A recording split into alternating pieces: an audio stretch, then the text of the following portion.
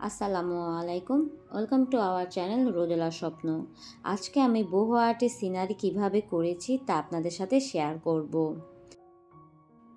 আমি পুরো ক্যানভাসে কিন্তু জ্যাসো অ্যাপ্লাই করে দিয়েছি।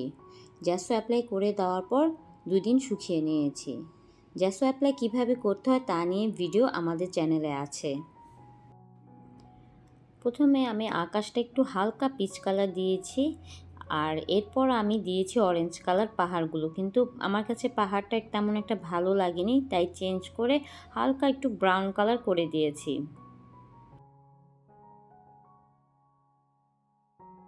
আমি এখানে 3টা ক্যানভাস একসাথে নিয়েছি যাতে আমার রং করতে সুবিধা হয়, আর কালারগুলো যেন সেম থাকে। আলাদা আলাদাভাবে রং করতে গেলে রং কখনো হালকা অথবা গাঢ় হয়ে যায়।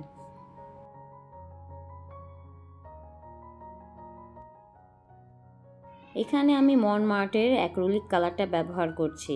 আপনারা যদি নতুন হয়ে থাকেন তাহলে অ্যাক্রিলিক যে কোনো কালারই ক্যানভাসে ব্যবহার করতে পারবেন।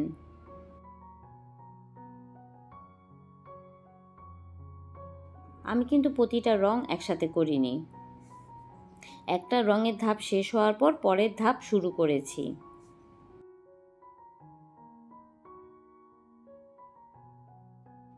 রঙগুলো শুকানোর আগে যদি রং করি সেক্ষেত্রে রঙটা নষ্ট হয়ে যায়, তাই আমি একটা শুকানোর পর আরেকটা অ্যাপ্লাই করেছি।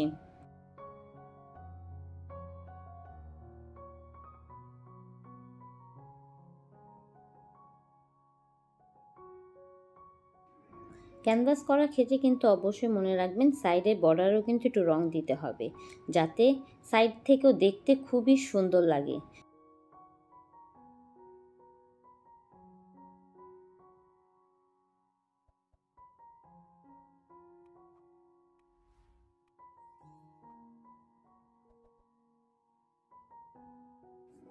এই পুরো ক্যানভাসটা আর্ট করতে আমার অনেক সময় লেগেছে, কিন্তু আপনাদের বোঝানোর জন্য আমি পুরো ভিডিওটা ফাস্ট ফরওয়ার্ড করে দিয়েছি। যদি আপনাদের বুঝতে কোথাও সমস্যা হয় অবশ্যই কমেন্ট করে জানাবেন।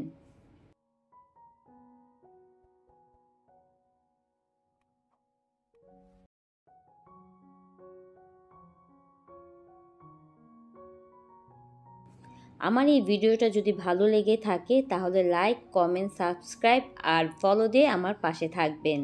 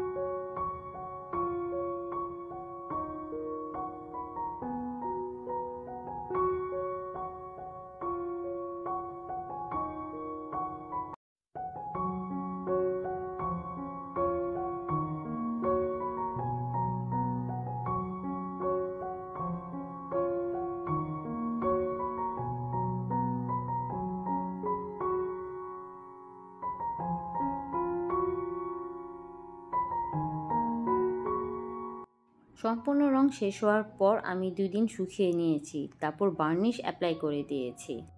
বার্নিশ অ্যাপ্লাইয়ের ভিডিও এখানে শেয়ার করছি না। এই হলো আমার সম্পূর্ণ আর্ট। কেমন হয়েছে তা আমাকে অবশ্যই জানাবেন। আজ এই পর্যন্ত, ইনশাল্লাহ আগামী ভিডিওতে আবার দেখা হবে।